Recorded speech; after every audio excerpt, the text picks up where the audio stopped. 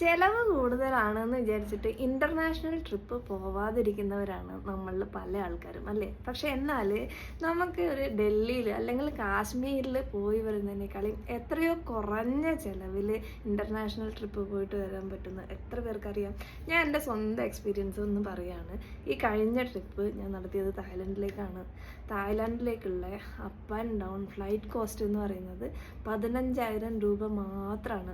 ഇപ്പോൾ ചിലപ്പോൾ കൂടിയിട്ടുണ്ടാവും, കാരണം നവംബർ ഡിസംബർ എന്ന് പറയുന്നത് പീക്ക് ടൂറിസ്റ്റ് സീസണാണ്.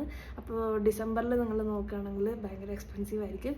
ഡിസംബർ ഒഴിവാക്കുക, ജാനുവരിയിലേക്ക് ഫ്ലൈറ്റ് ടിക്കറ്റ്സ് നോക്കിയാൽ നിങ്ങൾക്ക് ചെറിയ പൈസക്ക് ക്രാബിയിൽ പോയിട്ട് വരാൻ പറ്റും. ക്രാബിയിൽ ഒരുപാട് സ്ഥലങ്ങൾ കാണാനുണ്ട്, ഒരുപാട് ഐലൻഡുകൾ, ബീച്ചുകൾ, അതുപോലെ ക്രാബിയിൽ നിന്ന് പൂക്കറ്റിൽ പോവാം.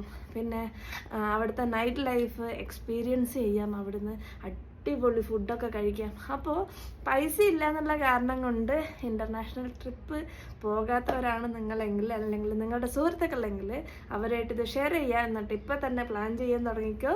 Thailand Krabi, Bangalore to Krabi flight ticket എന്ന് വെച്ചാൽ വെറും 15,000 രൂപ, അപ്പ് ആൻഡ് ഡൗൺ 15,000 രൂപ മാത്രമേ ഉള്ളൂ.